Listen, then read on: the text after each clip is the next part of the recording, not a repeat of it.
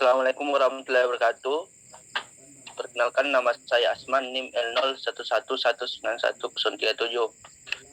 Baiklah, pada kesempatan hari ini saya mempresentasikan hasil kerja saya tentang kerangka acuan atau AMDAL mengenai kegiatan studi AMDAL, penanganan banjir dan ROB di Semarang Timur.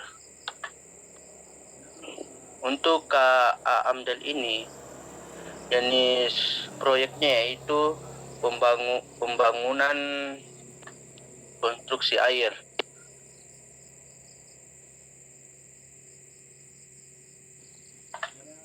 Pada kegiatan ini dilakukan aktivitas seperti berikut, yaitu ada tiga tahapan, yaitu tahapan persiapan, pengambilan sampel, dan penyusunan dokumen AMDAL.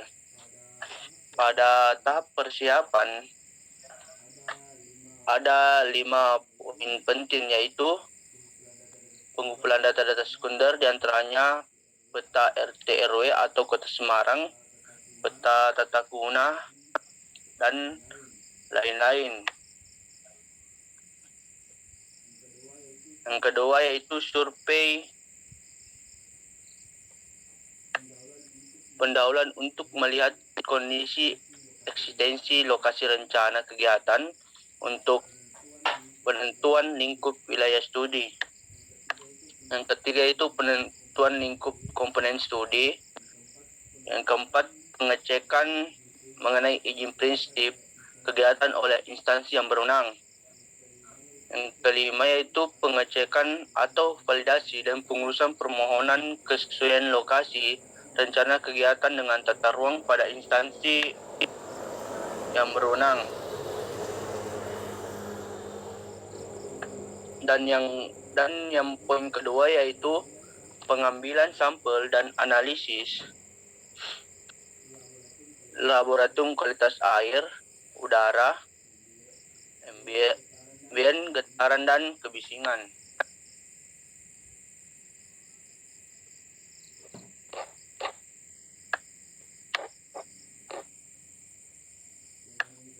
Dan yang ketiga yaitu penyusunan AMDAL. Pada ini ada 6 proses, yaitu yang pertama proses penapisan atau screening wajib AMDAL. Proses penapisan atau kerap juga disebut sebagai proses seleksi wajib AMDAL adalah proses untuk menentukan apakah suatu rencana kegiatan wajib menyusun AMDAL atau tidak. Di Indonesia, proses penapisan dilakukan sistem penapisan satu langkah. Yang kedua, proses pengumuman dan konsultasi publik.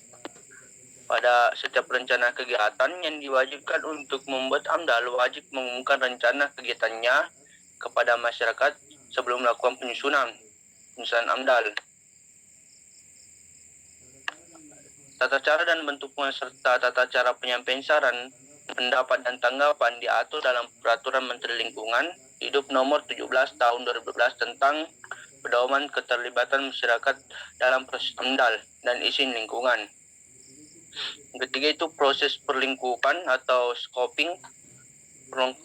Perlingkupan merupakan suatu proses awal untuk menentukan lingkungan permasalahan dan mengidentifikasi dampak penting atau hipotesis yang terkait dengan rencana kegiatan dengan tujuan untuk menetapkan batas wilayah studi, mengidentifikasi dampak penting terhadap lingkungan, menetapkan tingkat kedalaman studi, menetapkan studi, menelaah kegiatan lain terkait dengan rencana kegiatan yang dikaji.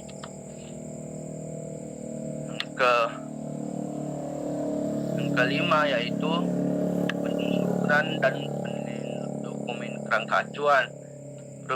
Penyusunan acuan bertujuan untuk merumuskan lingkup studi AMDAL, mengarahkan studi AMDAL agar berjalan secara efektif dengan efisiensi sesuai biaya, tenaga, dan waktu tersedia. Dengan fungsi KA yaitu sebagai rujukan penting bagi pramakarsa, penyusunan dokumen AMDAL, dan instansi lingkungan hidup. serta tim teknis Komisi Penilaian Andal tentang lingkungan dan kedalaman studi andal yang dilakukan sebagai salah satu rujukan bagi penilaian andal untuk mengverifikasi hasil studi. Yang keenam yaitu penyusunan andal, RKL dan RPL yang dilakukan dengan mengacu pada kerangka acuan yang telah disepakati atau hasil penilaian komisi andal setelah disusun dapat mengajukan dokumen andal, RKL dan RPL kepada Komisi Penilaian Andal untuk dinilai dalam sebuah rapat Komisi Penilaian Andal. Masyarakat dan instansi terkait kembali diundang untuk mengikuti rapat tersebut. Yang ketujuh yaitu persetujuan kelayakan lingkungan, kelayakan atau ketidaklayakan lingkungan hidup ditetapkan melalui Menteri, Gubernur, atau Bupati, Wali Bupati berdasarkan rekomendasi penilaian akhir dan dari Komisi Penilaian Andal. Keputusan kelayakan hidup setiap-setiapnya memuat dasar pertimbangan pernyataan kelayakan, adapun persyaratan, kewajiban yang harus dilakukan oleh pihak terkait.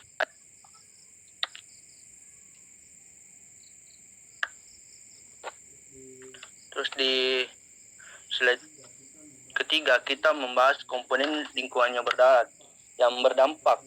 Ringkasan dampak terpenting dari hipotetik yang ditelaah pada bagian ini, penyusun dokumen andal menguraikan secara singkat mengenai dampak penting hipotetik atau DPH yang akan dikaji dalam dokumen andal mengacu pada hasil pelingkupan dalam dokumen KA. Uraian tersebut agar dilengkapi dengan bagan alir proses pelingkupan, batas wilayah studi dan batas waktu kajian pada bagian ini.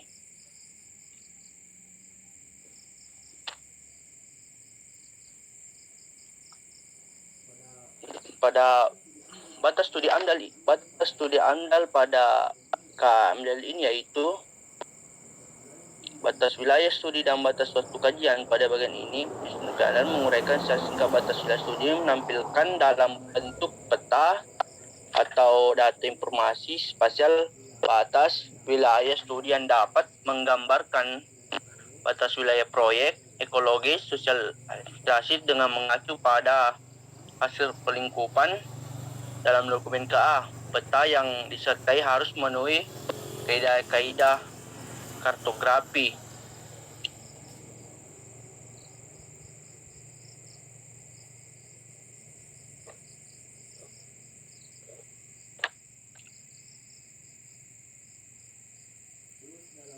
Terus dalam pengerjaan proyek ini atau personil dalam proyek ini terbagi atas dua, yaitu tenaga ahli profesional dan tenaga pendukung. Pada tenaga ahli profesional terdiri dari 7 divisi, yaitu ketua tim atau tim leader. Ketua tim disyaratkan oleh sarjana teknik atau strata 2 S2, jurusan teknik lingkungan lulusan universitas atau perguruan tinggi negeri, baik swasta maupun negeri yang telah diakreditasi atau sudah lulus ujian di negara atau perguruan tinggi luar negeri yang telah diakreditasi. Yang kedua yaitu tenaga ahli hidrologi yang disyaratkan sarjana teknik strata 1, jurusan teknik sipil lulusan universitas negeri maupun swasta.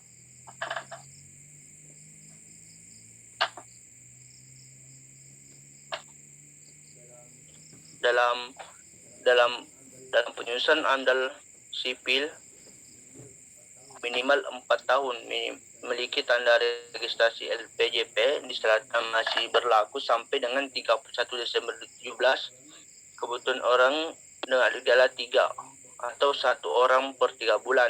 Yang ketiga yaitu tenaga ahli bangunan air. Sama seperti ini, syaratnya itu harus sarjana teknik strata 1 sipil maupun lulusan negeri maupun swasta yang telah terakreditasi. Yang keempat yaitu tenaga ahli sosial ekonomi. Kelima, tenaga ahli biologi. Yang keenam, tenaga ahli kesehatan masyarakat. Dan yang ketujuh, tenaga ahli fisika atau kimia. Terus di bagian tenaga pendukung yaitu ada enam bagian, yaitu yang pertama asisten ahli sosek, yang kedua superior bangunan air, hidrolik, geologi, dan kualitas tanah, kualitas udara jalan, jembatan, bising dan udara, oceanografi, kualitas air, biologi. Yang ketiga itu tenaga administrasi, teknik, dan keuangan.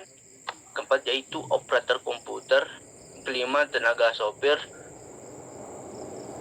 Dan yang kelima tenaga lokal survei. Ya, itulah sedikit penjelasan mengenai KA AMDAL penanganan banjir dan ROB di Semarang Timur.